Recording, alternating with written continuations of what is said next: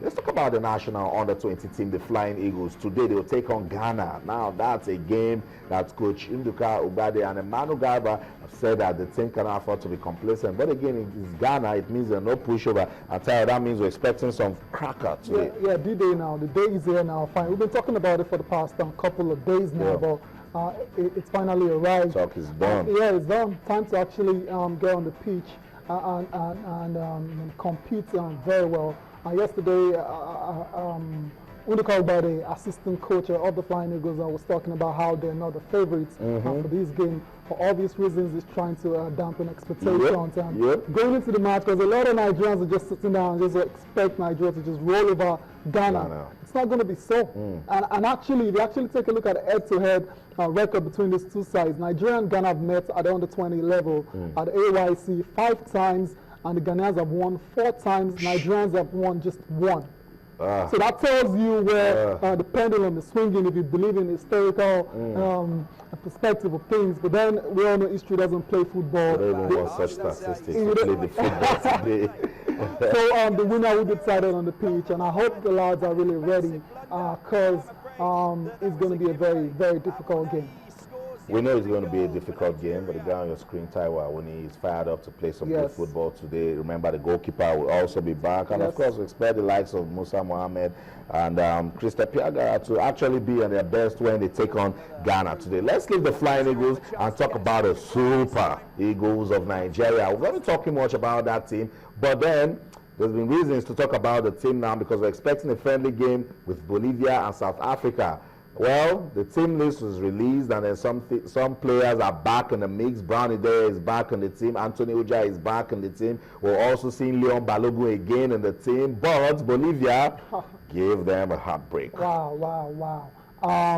One down, one is out now. That's Bolivia is out. I hope South Africa don't do the same thing for March 29. But to the game itself, I really don't understand. They've given the reasons why they can make the trip to Nigeria. Political tension and all that, but I'm thinking to myself, when they were negotiating this particular deal, didn't they take all that into account? And waited till March the 17th when they know the match is for the 26th. Something is not right about that for me.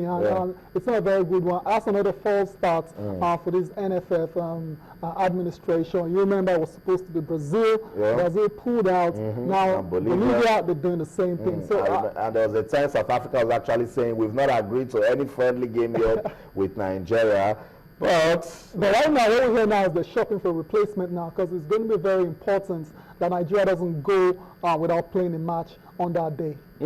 So let's see, the Nigeria Football Federation is shopping for another replacement that will take Bolivia's place. So this Super Eagles team will actually have some playing time because it's the FIFA free window and they need to make good use of it. That's it. We'll give you more updates as regards now. Let's go on a quick break now. When we'll come back, the UEFA Champions League will get our attention. Arsene Wenger has been talking. Let's listen to it and I'll come back. We'll talk. Stay. I'm very disappointed to go out tonight, of course, but there are a lot of positives in the game. The overall situation is very disappointing. If you just look at the game tonight, I think it's a very positive game for us. I felt the performance was enough today, and but of course, very difficult task.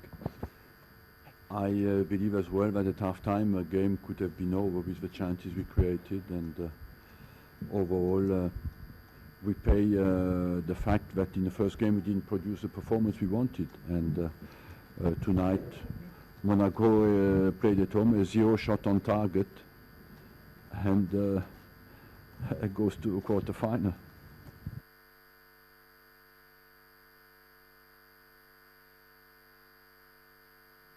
Manager of Arsenal Football Club of England, Arsene Wenger, reacting after his team crashed out of this year's UEFA Champions League. This is the 5th time in a row, Tyler, that Arsenal is failing to go beyond the round of 16 UEFA Champions League. That's horrible. Just a horrible record. And I remember last week when Chelsea crashed out and the fans were going absolutely crazy because they lost in the second round. Arsenal fans are used to crashing out at this stage, and but I said it yesterday, Austin. I think they lost the tie in the first leg playing at home and they went on to lose them by 3-1. That's where they lost the tie. And although yesterday they gave it their all, but it wasn't meant to be. 2 goals wasn't enough. They had to score 3. So Arsenal, better luck next time. Wenger really has to have a look at himself. His record in the Champions League is really, really bad. That was his 18th campaign in the Champions League now. He's only been in the final just once. He hasn't won it before. Although everybody respects Arsene Wenger and all his achievements with Arsenal, but then in Europe, he hasn't really caught it. That's it. In Europe, Arsene Wenger and Arsenal still struggling. But then, come on, Wenger, you're not showing any love to Monaco. He's saying that Monaco did not deserve to go through, but then they came to your house to do all the job. Absolutely. First leg gave them the victory. Austin, sour grapes from Arsene Wenger. That's no credit to Monaco at all. And all he's saying is they were very fortunate to qualify. And I don't agree with that at all. They came to the Emirates and absolutely beat you very well, 3-1. So I don't get what the complaint is about. Well, obviously yesterday Arsenal really dominated and Monaco didn't really do much. That's what he's trying to say there. But he's got to give credit to Monaco. They deserve to be in the quarterfinals. Another team that deserves credit is Atletico Madrid. What a game that was. But anytime, any day, you want to give Atletico Madrid the chance to go through because of the experience of the Champions League? Yeah, Austin, I said it yesterday that I actually thought it was going to be easier than what happened. I thought they would just overturn the 1-0 deficit, but then you had to go into penalties. But then, Austin, I have a true confession to make. I really love when matches go into penalty kicks, as long as the team I'm supporting is not involved. I can really put pressure. I know. But yesterday, the pressure really got to the players. I think about 3 players actually missed the target. That shows you the pressure of the occasion can really get to these players, no matter how good they are. The post is very big, about 8 feet high and 24 feet wide, and you still have players blazing over the back. That's pressure also. I know, that's right there. Why me? Why am I being picked for this occasion? You know, Roberto Baggio sent it to the wind. I was like, any player can do that. So it wasn't really surprised to see a couple of those players missing it. Atletico Madrid, it's good to see them in the quarterfinals as well. It's a solid side. I'm sure not a lot of teams will want to meet them in the quarterfinals. Okay, guys, in the UEFA Champions League, just we understand, because even our star player, Folabi Yusuf, yesterday missed 2 penalties, so we understand the pressure. But then today we're expecting big games, Barcelona and Manchester City. That's another difficult game for another English team right there, and then Borussia Dortmund and Juve.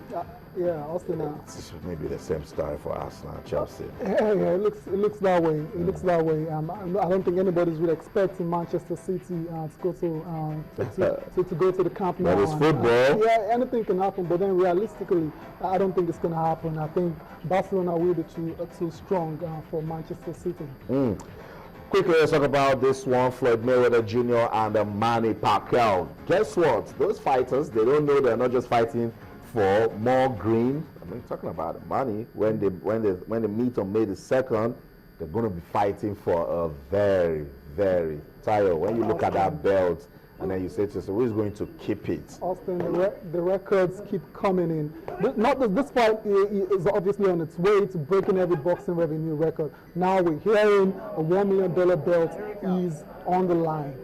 For this fight, obviously it's a unification bout between Manny Pacquiao and Mayweather. Mayweather is the WBC and WBA welterweight champion, while Manny Pacquiao is the WBO welterweight champion. So they decided to actually make a special belt for this special occasion. And I really can't answer your question about who's going to win it. Austin, we'll find out now on May 2nd. I'll just read this. The World Boxing Council didn't just want any old championship belts to be handed out to the winner of this historic bout. So they decided to commission a special prize for the winner, and that's the belt. You don't even want to start talking about the value of $1 million belt, Austin. Look at that. Just for a belt. Just for a belt. Okay, Floyd Mayweather Jr. and Manny Pacquiao are waiting for you guys. Get ready. Some more talks. You don't want to start talking about the bettings by the side. We've told you about the belt. We've told you about what 50 Cent wants to put. Yes. We'll never start talking about what Freddie Roach wants to put at the corner to say, hey, Manny Pacquiao is going to win. Austin, believe me, it's going to eat up when it comes to fight week. Right now, it's not been a lot of talking from Mayweather. Have you noticed it? Yeah. A lot of them trash talking. I was wondering, say, Mayweather right now it's focused on getting in peak condition for the fight. But believe me, fight week is going to get really heated up.